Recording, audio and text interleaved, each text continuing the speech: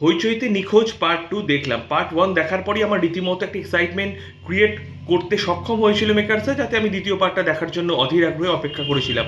দীর্ঘদিনের একটা কাজের ব্যস্ততা ও অন্যান্য সিনেমা দেখার কারণে আমি হয়তো সেইভাবে দেখে উঠতে পারিনি। আজ দেখলাম নিখোঁজ 2 কেমন লাগলো, যেখানে মুখ্য চরিত্রে অভিনয় করেছেন টোটা রায়চৌধুরী এবং স্বস্তিকা মুখার্জি। স্বস্তিকা মুখার্জি অ্যাজ ইউজুয়াল তার নিজের মেয়ের হারানোর যে যন্ত্রণা, যে আরতি যেভাবে প্রকাশ পেয়েছে, সেটা এক কথায় অনবদ্য। অভিনেতাদের অভিনয় দক্ষতা নিয়ে নতুন করে কিছু বলার নেই। টোটা রায়চৌধুরী ভদ্র, পরিশীলিত, মারাত্মক। কিন্তু সিনেমার যেভাবে গল্পের প্লট এগিয়েছে, টুইস্ট এগিয়েছে, কোথাও গিয়ে কিন্তু একটু ফ্ল্যাট মনে হয়েছে আমার। মারাত্মক জ ড্রপিং আমি বলবো না, কোথাও গিয়ে কিন্তু আমি যেহেতু এই ধরনের সিনেমা প্রচুর দেখছি, কোথাও গিয়ে প্রেডিক্টেবল প্লট লেগেছে ক্লাইম্যাক্স সিনে। এবং বাকি আমরা অপেক্ষা করে আছি যে এই ধরনের আরও কিছু ভালো কাজ। প্রসঙ্গত বলে রাখি, আমি যেহেতু কলকাতা স্কুল অফ ট্রপিক্যাল মেডিসিনে চাকরি করি, টোটার কিন্তু একটা সিনস এই আমাদের হসপিটালের সামনেই শ্যুট করা হয়েছে। সেই সিনসটাও দেখে বেশ একটু নস্টালজিক মনে হলো। সেদিন আমি ডিউটিতে ছিলাম, কাজেই ওভারঅল এটা কিন্তু আমার একটা শো লেগেছে।